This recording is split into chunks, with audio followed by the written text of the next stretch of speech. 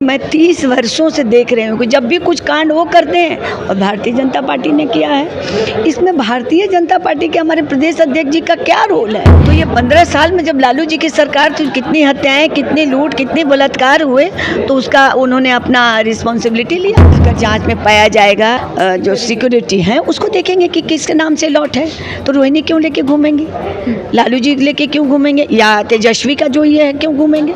ये महागठबंधन जो है ये ठगबंधन है, एक दूसरे को ठग रहे हैं। एक महत्वाकांक्षी है, ममता बनर्जी स्वयं चाहती हैं कि मैं प्रधानमंत्री बनूं, वो कह रही हैं कि हम अपने यहाँ केवल बाहर से समर्थन करेंगे। इसलिए 4 तारीख को अगर आप लोग फिर उसके बाद बाइट लेना, देखना सभी जगह एक मुश्त होकर और भारतीय जनता पार्टी को, नरेंद्र मोदी जी को वोट पड़ेगा।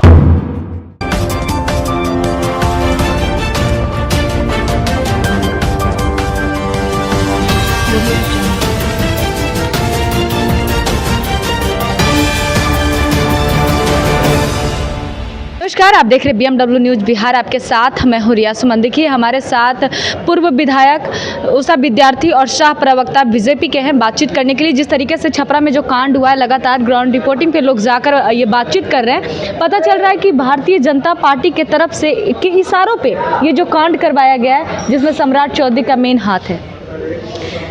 देखिए, ये महागठबंधन और आरजेडी लोगों का ये नियति है। पिछले मैं 30 वर्षों से देख रही हूँ कि जब भी कुछ कांड वो करते हैं और भारतीय जनता पार्टी ने किया है। इसमें भारतीय जनता पार्टी के हमारे प्रदेश अध्यक्ष जी का क्या रोल है?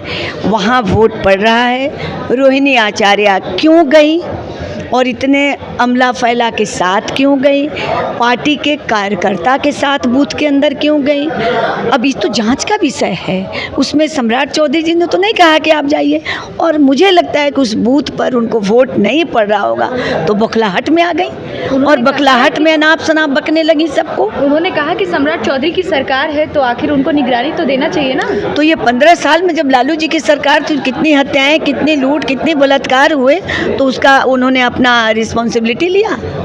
ठीक है, हमारे तो सम्राट चौधरी जी या हमारे भारतीय जनता पार्टी के सब लोग जांच की बात भी कर रहे हैं, जांच करेंगे, जिस पर अगर पाया जाएगा सही उस पर कार्रवाई होगी।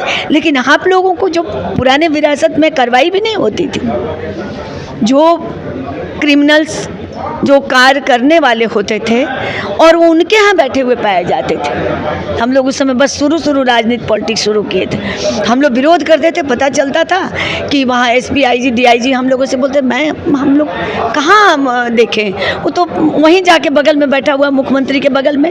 तो इस प्रकार की जो कार्य उन्होंने रोहिणी आचार्य के पिताजी और माताजी ने किया है, जो पूरा बिहार, पूरा देश जानता है कि इसके नाम से बदनामी हुई है कि जंगल राज, और उस जंगल राज की रोहिणी आचार्य करें कि भारतीय जनता पार्टी ये है। ये उन्होंने इस तरह का काम किया। अभी कितने शांतिपूर्वक ढंग से सभी जगह चुनाव हो रहा था, और उनके बच्चे जहां, अभी देखिए पाटलिपुत्रा, अब पाटलिपुत्रा में क्या कांड मत हो जाए कि उनकी दूसरी बेटी लड़ रही है। तो ये भय में लोग हैं, ये भारतीय जनता पार्टी के कार्यकर्ता इस भय में कि पता नहीं वो लोग फिर क्या करें। अच्छा, ये जो बात छेड़ी जा रही है कि माँ का सिक्योरिटी लेकर बेटी घूम रही है, बेटी की सिक्योरिटी भाई लेकर घूम रहे, तो क्या वाकई इस पे सम्राट चौधरी एक्शन लेंगे? बिल्कुल, अगर जांच में पाया जाएगा कि भाई वो किससे अलॉटेड हैं, मुख्यमंत्री के उप मुख्यमंत्री ये राबड़ी देवी के जो सिक्योरिटी हैं, उसको देखेंगे कि किसके नाम से लॉट है, तो रोहिणी क्यों लेके घूमेंगे, लालू जी लेके क्यों घूमेंगे, या तेजस्वी का जो ये है क्यों घूमेंगे?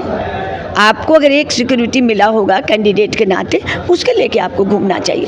अब पूरा हुजूम लेके घूम रहे हैं, मतलब लोगों को भय दिखा रहे हैं और भय दिखा के वोट लेना चाहते हैं। ये उनकी नियति है। भारतीय जनता पार्टी न कभी ऐसा सोचती है न करती है, और मैं आपको विश्वास दिलाना चाहती हूँ कि देखना 400 पार निश्चित होंगे। मोदी जी ने वो काम किया है जो आज़ादी के बाद किसी ने भी वो काम नहीं किया। बिजली, सड़क, युवाओं के लिए कौशल विकास योजना, किसानों के लिए जो प्रति वर्ष 6,000 से 8,000 रुपये देना, गाँव को सड़कों को जोड़ना, नदियों को जोड़ना, बड़े बड़े NH रोड का निर्माण करना, ये सब किसने किया है? आज़ादी के पहले भी प्रधानमंत्री रहे, लेकिन ये नरेंद्र मोदी जी के ही आने पर क्यों हुआ?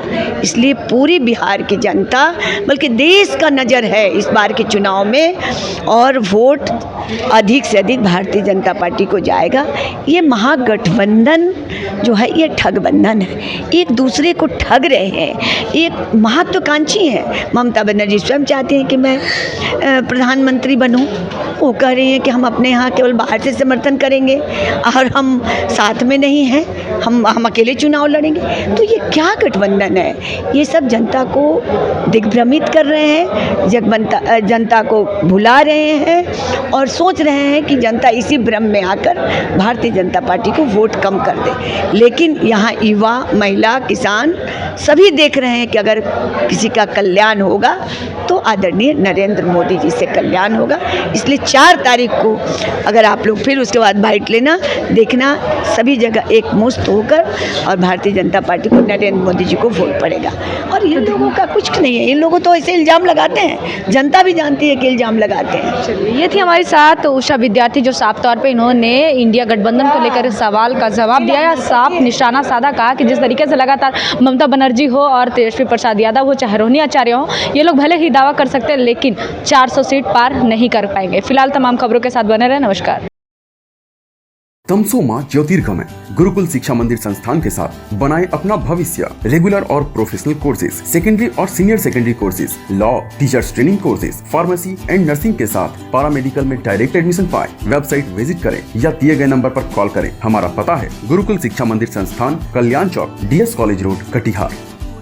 हमारा वीडियो अगर आपको अच्छा लगा हो तो आप हमारे वीडियो को शेयर करें, लाइक करें, हमारे चैनल को सब्सक्राइब जरूर करें। धन्यवाद।